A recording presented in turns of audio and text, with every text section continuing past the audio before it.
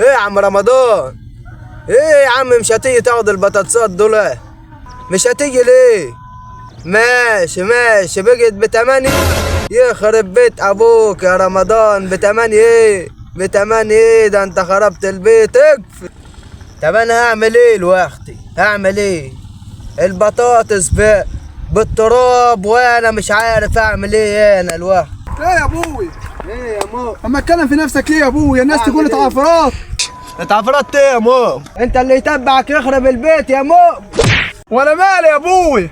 اما تضربني انا في الاخر انا اقوم اسيبك وامشي؟ ده انت باين عليك راجل مهووس. خد يا مؤمن، خد يا مؤمن، تعال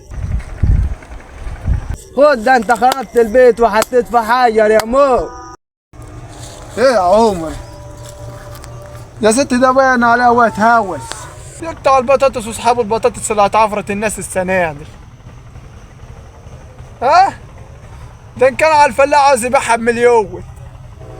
والله ان كان على الفلاح عايز يبيعها بمليون. خليه يتعفرت مع نفسه في الغيط ابوي. ده الشعب المصري ده ما تملاش انا غير التراب. والله ما تملاش غير التراب. شعب مصر ايه؟ اعمل ايه طيب يا ابوي؟ الايجار ب 80,000 يا مؤمن، اجيب له منين يا مؤمن؟ يا ابوي ما انت نازل فيها ضرب يا ابوي. انا نازل فيك ضرب، انت جاي جبتها ب 30,000 يا مؤمن، اجيب لها منين انا يا مؤمن؟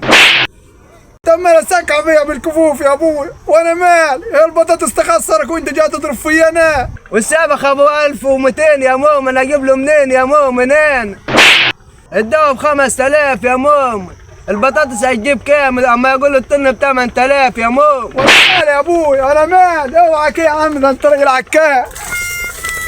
بص الويل سابني ومشي ويقول لي عكاك، انا عكاك برضو.